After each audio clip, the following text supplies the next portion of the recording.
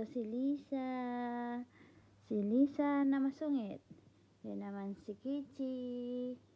Kahit anong pitpit mo dyan, hindi papalag. Naantok na siya.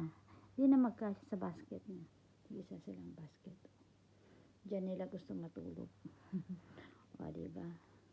Yung isa yan. Oh, papikit-pikit na yan. Sobrang taba, hindi na magkasya sa basket. May ribbon pa yung basket niya. O, diba? Yung isa, nagkakamot naman yung isa. Kakamot, sige, kamot-kamot pa dyan. Si Kichi, patulog na si Kichi. Ay, mga muning natin, Ito, mulat na mulat eh. Masungit to. Hindi mo pwedeng biro-biruin to. Talaga na nanununggab to. Sleep ka na. Saan ka pupunta? Sleep na. Sleep na.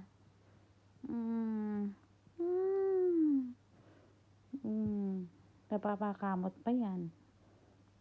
Kamot-kamot pa yan. Sarap buhay niyan. Yan ang gustong-gusto niya. Nagpapakamot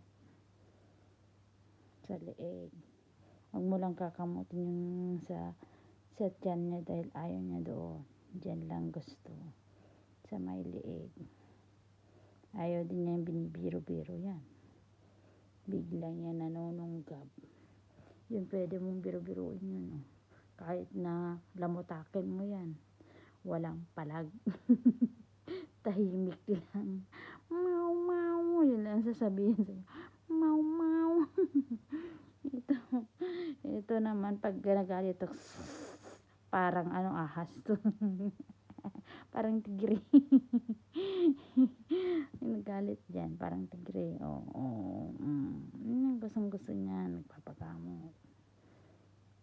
Papikit-pikit na istorbo kay sabi niya. Diba?